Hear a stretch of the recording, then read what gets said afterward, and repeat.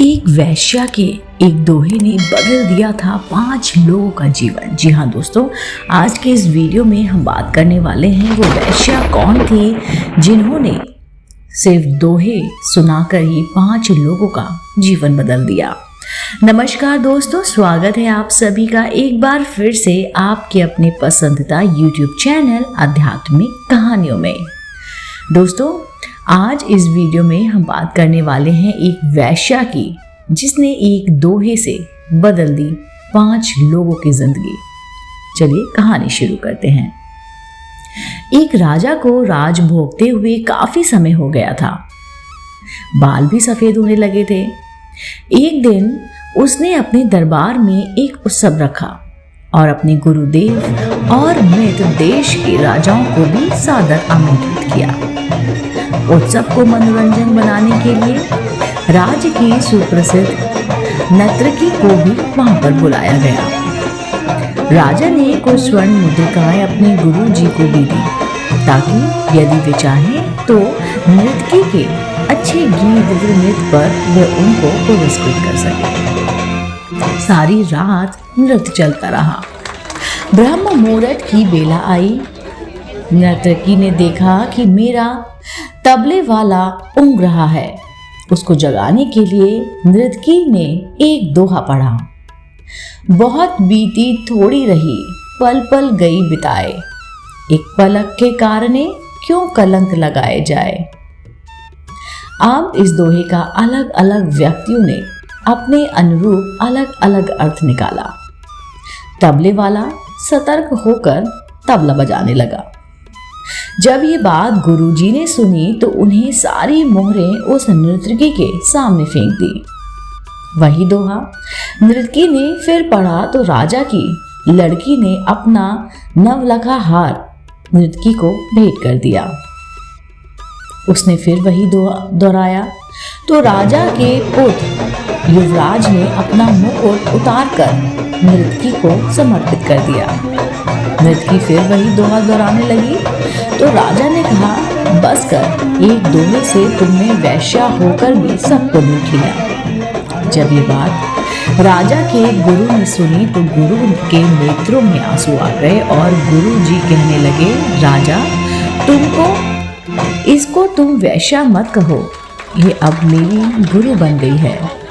इसने मेरी आंखें खोल दी है। यह कह रही है कि मैं सारी उम्र संयम पूर्वक भक्ति करता रहा और आखिरी समय में नर्तकी का मुजरा देखकर अपनी साधना नष्ट करने यहाँ पर चला आया हूँ।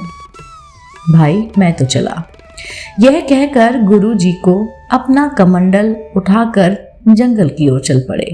राजा की लड़की ने कहा, पिताजी मैं जवान हो गई हूँ, आप आंखें बंद करके यहाँ पर बैठे हैं। मेरी शादी नहीं कर रहे थे और आज रात मैंने अपने महावंत के साथ भागकर अपना जीवन बर्बाद कर लेना था, लेकिन इस नर्तकी ने मुझे सुमति दी कि जल्दबाजी मत कर, कभी तो तेरी शादी होगी ही, क्यों अपने पिता को कलंकित करने पर तुली है।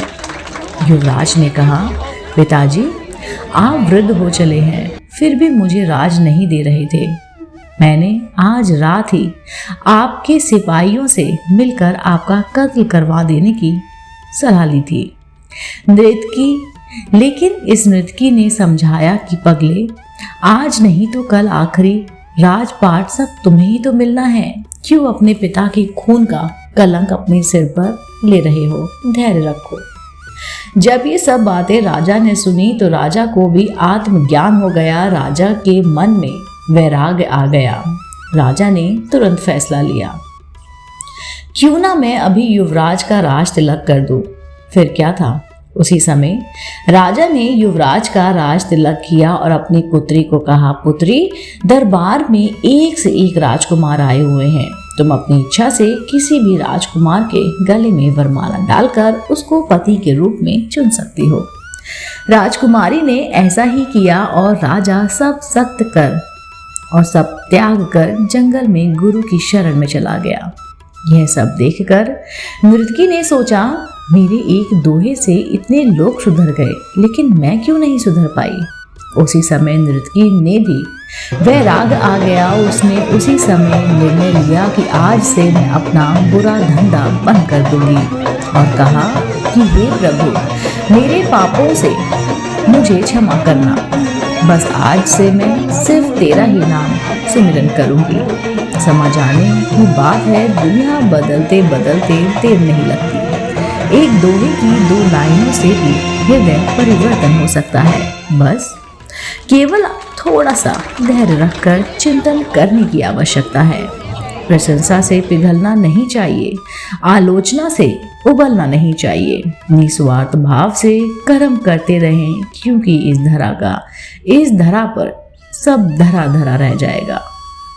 दोस्तों, उम्मीद करती हूँ आपने भी इस पंक्ति से जो मैंने सुनाई, बहुत बीती बहु बीती थोड़ी रही, पल पल गई बिताए, एक पलक के कारणे क्यों कलंक लग जाए।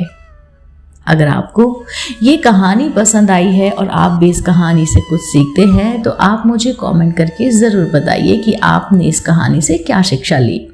दोस्तों, अगर आप ऐसे ही धार्मिक पौराणिक कहानी कथाएं सुनना पसंद करते हैं तो आप मेरे चैनल आध्यात्मिक कहानियों को तुरंत से लाइक कीजिए, शेयर कीजिए और सब्सक्राइब करना बिल्कुल ना भूलिए। मैं आपको मिलती हूँ जल्द ही इसी चैनल पर नई रोचक जानकारी के साथ। आप देख रहे थे आपका अपना पसंदीदा YouTube चैनल आध्यात्मिक कहानियाँ।